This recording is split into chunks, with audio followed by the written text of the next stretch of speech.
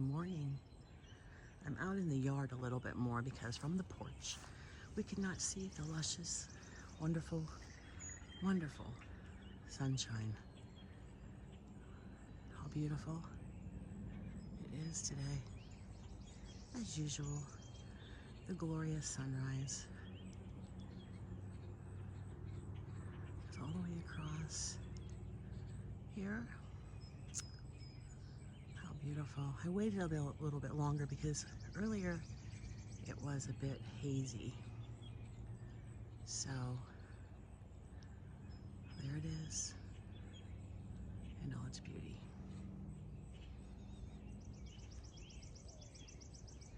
So let me see if I can find a spot for this camera. Hold on. So this is the view from the porch, and it's just blocking it. So I think I'm gonna go back over in the yard. All right, now I'm in my side yard. So sorry about the technical difficulties. It's a much better view for you guys.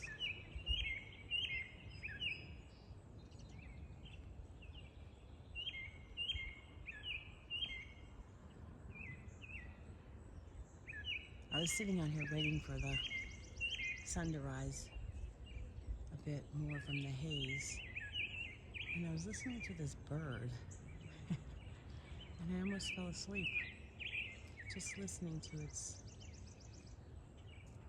song and thinking, is it just talking or gabbling with me, or is it actually singing a song to God? So that's what I was thinking.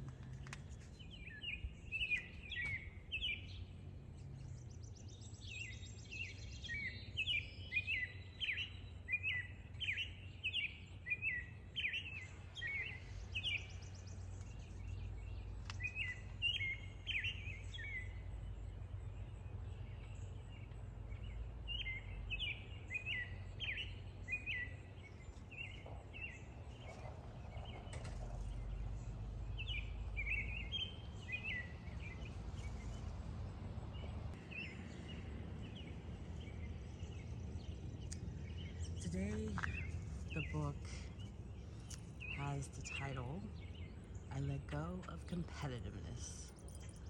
I let go of competitiveness. Okay, let's see what it has to say today. Most of us are raised in a culture of competitiveness and marketing that encourages us to compare ourselves to others. The dictionary defines competitiveness as possessing a strong desire to be more successful than others. At its core, competitiveness is a scarcity-based concept reflecting a belief that we aren't good enough unless we appear better than someone else. So may I please repeat that? At its core, competitiveness is a scarcity-based concept reflecting a belief that we aren't good enough unless we appear better than someone else. Theodore Roosevelt is accredited with saying, "Comparison is the thief of joy. It also is a death knell to creativity. Competitiveness keeps us focused on who we think we're supposed to be, rather than celebrating who we really are. Competing against others means basing our sense of worth on a comparison with others' accomplishments, rather than fully appreciating our own unique talents, traits, gifts, and expression." See that? Rather than fully appreciating our own unique talents, traits, gifts, and expressions. As we remember that we are perfect spiritual beings shining our unique divine light, we are free to fulfill our purpose and reach out our full potential. All must test their own work. Then that work, rather than their neighbor's work, will become a cause for pride. Galatians 6:4. Listen to that, guys. Listen, listen. All must test their own work. Then that work, rather than their neighbor's work, will become a cause for pride. A cause for pride. Being you. Don't you see that? Being you. You're supposed to be you. You're not supposed to be Tom or Jerry down the street or the beautiful Bethany or somebody. You're supposed to be you. God doesn't want you to compare yourself to someone else and compete with others. Sure, it's all good to better yourselves and try to do the best you can, but when that entails you changing yourself or your personality or your outlook on life or your beliefs to try to be like someone else, God doesn't want that. And I know a lot of us, including myself, I try to be included in society. But I have a lot of unique, and I don't think of it as unique. I say, oh, my hair isn't thick and full enough and beautiful. Oh, I wish I could be tall and thin. Oh, why do I have big feet? You know, things like that. Like, why do we do that to ourselves? And when I raised my kids, I raised them so they wouldn't, in that aspect, be like me. To be themselves. Don't compare yourself to them. Because like I said, at the end of the day, who's that race with? You. Also, I told my kids when they were little, when they said, Johnny's making fun of me because, okay, Johnny, let Johnny make fun of you, okay? Because Johnny doesn't pay your bills. Your mom does, and your dad. The roof over your head is not from Johnny. So what does his opinion mean? I often think about that. Like, what gives somebody the right to say, oh, your channel is stupid, or, oh, you know, your clothes aren't hip enough, or you're really weird? What gives somebody the authority or the right to tell you that you're weird? Maybe they're the one that's weird, and you're the one that's normal. Just because society says that you're different, that word's not different, it's unique. Unique is special beyond all. God didn't make 10 Sallys or 15 Tracys. God wants us to be unique. He wants us to be, quote, different. Because if everybody was the same walking around, what would that be? Like, how would that be if everybody was walking around the same? Same hair, same clothes. We have variety. We have redheads, the vibrant redheads with a little bit of spark like a firecracker. We have the blondes, the blue eyes, the green eyes. We have so many different things to look at. If every house looked the same, how boring would that be? Just like if every person was the same or every job was the same. We all have other talents. So someone might be a garbage man. Someone might be a scientist. Someone might be a teacher or a doctor or a nurse. We have all these talents God gave us because we're unique. We're unique. We're beautiful the way we are. So let's try to get our kids and ourselves to learn that we don't have to be like somebody else. Sure, someone next door might have a nicer yard than me. But you know what? I have this. This is mine. And I can do what I want with it. And sure, you know, Dale and I are getting behind with stuff because we're getting old. And but we really appreciate what we have, because in the drop of a hat it could all be gone. That's why we're unique. We have our own talents. We have our own way of thinking of things, of how to make money, of how to create a video. A video. You know, someone might not like my videos. It might not be for them. You know, they might not like me. I might not be for them. Yet I am a bit of a handful. I talk a lot, especially in the morning. I'm a morning person. I talk, as you can see. But I wake up in the morning to a brand new day, and I'm just like, God gave me this. God gave me this. That's why I sit on my porch and look at the sunrise. I listen to the birds. This day will never happen again. Sure, there will be another sunrise, but will it look like this one? Will the clouds be in that spot? You know, it's not a puzzle that can be put together the same every time.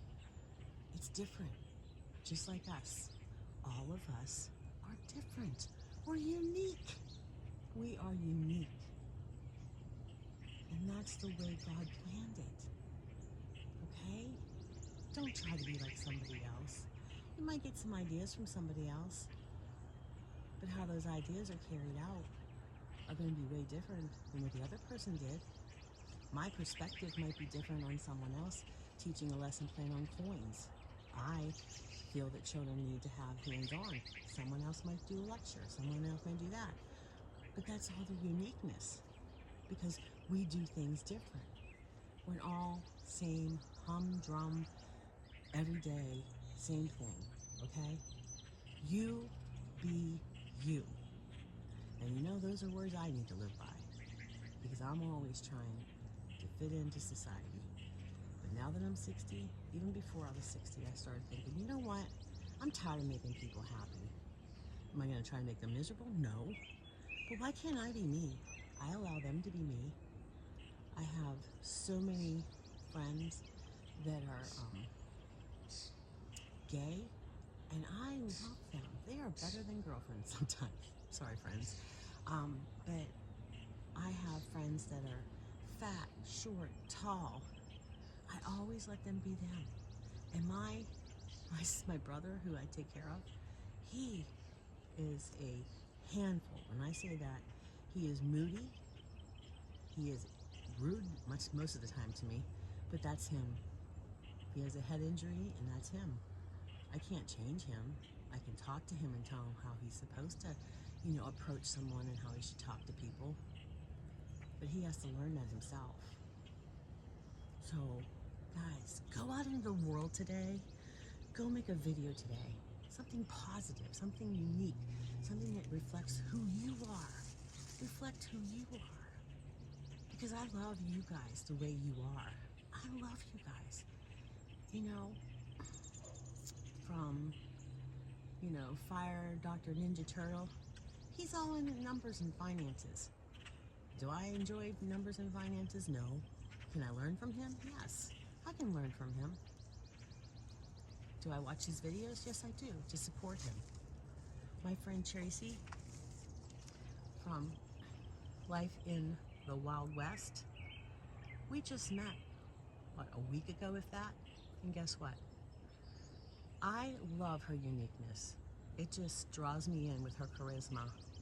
Mrs. Paula does retirement. I mean, there's all Susan artfully, oh shoot, I said her name now. Artfully Becoming? I'm sorry, Susan. I'll put it on the screen. I mean, I have so many people that I just love. Because why? Because they're them. No one else is like Tracy, and that's good. No one else is like Paula. That's awesome. That's awesome, because I know them as them. Okay? Does that make sense? In the comments, tell me if I make sense. Am I just rambling? Because I was going to try to make this short and sweet, but I got off on a tangent again. Hey, I'm going to leave you with a picture that I see over there of a friend who came back to visit. Hold on. See over there in my neighbor's yard across the street? I guess she took my advice and decided not to eat my hostas anymore. You just go over there, Missy. We'll have to name her. Anybody want to name my deer? There's a whole herd of them, but it's awfully late for her to be out. It's later than I'm usually out. Almost like 6:30. And that's why I like to do my sunrise with Sally earlier, because nobody's really out making noise. I had to stop before because Dixie, my neighbor's dog, was barking. Look, there she is, eating up their horses. Sorry. I'll go from the porch and get another picture. Hold on. She noticed me. She just looked over here, licking her chops. See her licking her lips? Hey there, little missy. Hey, name my deer. There she is. Right in the neighborhood. Right in our neighborhood. Okay, guys, I'll leave you with that. Hey, she's not eating hosses, she's eating grass. Get over here and eat our grass. Just see how long our grass is. All right there, Missy. Hey, friends, I love you. Take care of yourselves. Be you, okay? Believe in it will be. I'll see you when I see you.